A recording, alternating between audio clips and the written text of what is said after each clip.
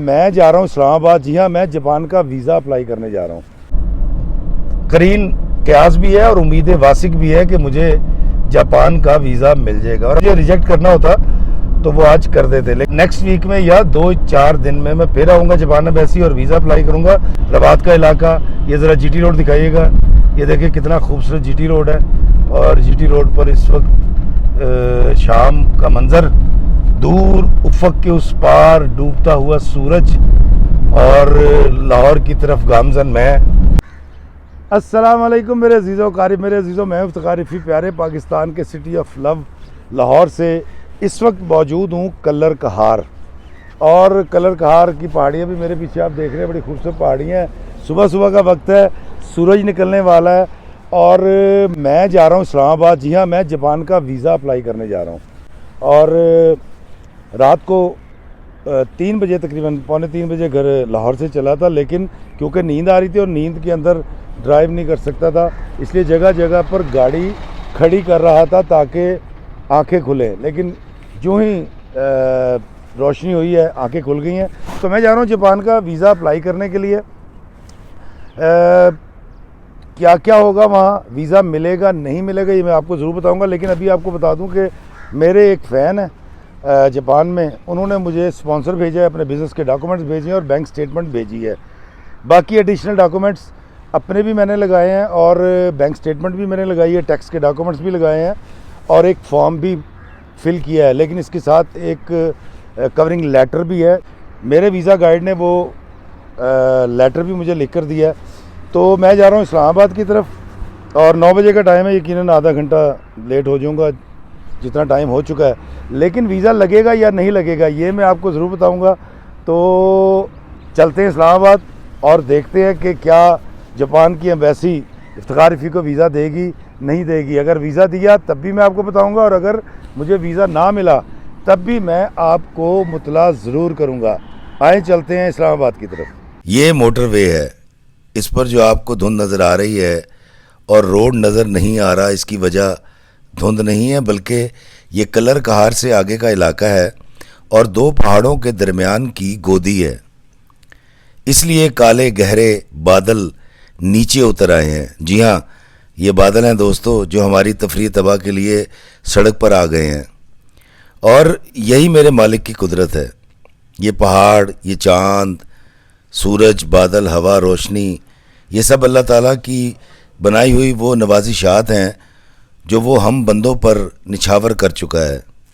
अब मेरा काम है कि मैं भी उसका शुक्र अदा करता रहूं। देखें किस तरह से सूरज आँख मचोली खेल रहा है और कोशिश कर रहा है कि बादलों की ओट से बाहर आ जाए। कितना खूबसूरत मंज़र है। मैंने जापान एम्बेसी का विज़िट किया, वहाँ क्या हुआ ये मैं आपको आगे चल के बताता हूँ, मगर पहले आप ये देखें कितना खूबसूरत हसीन रास्ता है। जी हाँ, ये है पुराना जीटी रोड। क्योंकि मैं एम्बेसी से फारिग होकर मरी चला गया था, अब मैं मरी से वापस रावलपिंडी की तरफ जा रहा हूँ और ये रास्ता हमें रावलपिंडी ले जाएगा। देखिए कितने हसीनो जमील और ख़ूबसूरत मनाजिर हैं मरी के। जी दोस्तों, मैं इस वक्त इस्लामाबाद से वापस जा रहा हूँ और मैं आया था यहाँ पर जापान का वीज़ा अप्लाई करने। अब जापान के वीज़े का क्या हुआ ये मैं आपको ज़रूर बताऊंगा, लेकिन उससे पहले मैं आपको बताता हूँ कि इस वक्त मैं मेरे पीछे जो इलाका देख रहे हैं ये रबात का इलाका है, और रबात में एक बड़ा कदीम किला है और उस किला के अंदर बहुत सारी कब्रें हैं, लेकिन उन कब्रों में 17 कब्रें एक ख़ानदान के 17 बेटों की हैं, और इन बेटों के बाप का नाम था सुल्तान सारंग खान गखड़। जी हाँ, सुल्तान सारंग खान गखड़ जो है वो एक लोकल पंजाबी था यहाँ का, और इस खित्ते की आज़ादी के लिए लड़ता था। मैं आपको बताता हूँ कि सारंग खान गखड़ ने मुग़लों के साथ वफादारी निभाई थी और शेर शाह सूरी को सपोर्ट नहीं करता था। शेर शाह सूरी जब एक हादसे में मारा गया तो शेर शाह सूरी का जो बेटा था इस्लाम शाह सूरी, उसने सारंग खान गखड़ के 17 बेटों की या 16 बेटों की खालें खिंचवा के इस कला में, रवात के कला में दफन कर दिया था। दोस्तों, अब तारीखदान जाने या अहले खिरत के सुल्तान सारंग खान गखड़ ठीक था या इस्लाम शाह सूरी, मैं फैसला करने वाला कोई नहीं, लेकिन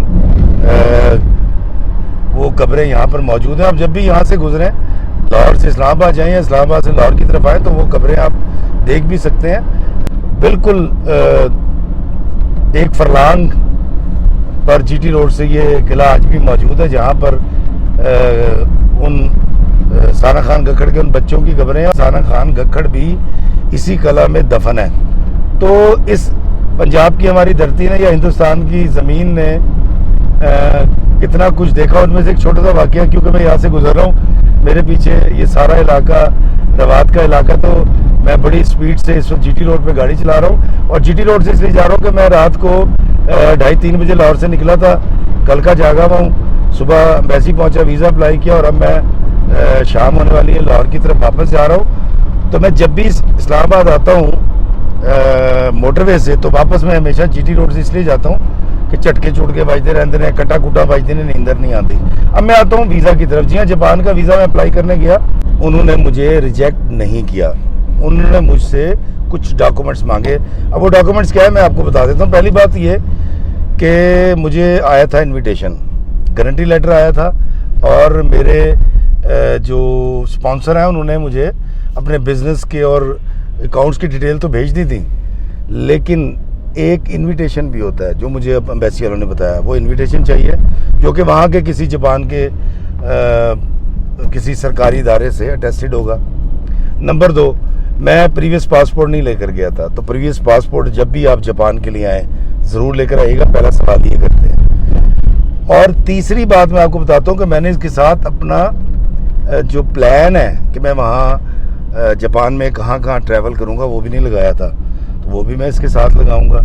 तो ये 2-3 चीज़ें जो मुझसे मिस हो गई थी, अब वो आने वाले 2-3 दिनों के अंदर मैं कंप्लीट करके दोबारा आऊँगा।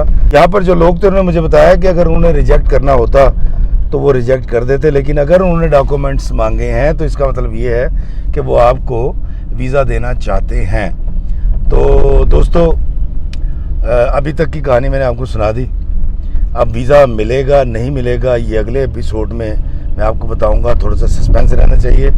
तो मुझे दीजिए इजाज़त जीटी रोड से, इस दुआ के साथ कि अल्लाह ताला हमें आसानियाँ अता फरमाए और आसानियाँ तकसीम करने का शर्फ अता फरमाए। आमीन। अस्सलामु अलैकुम वरहमतुल्लाहि वबरकातुहू।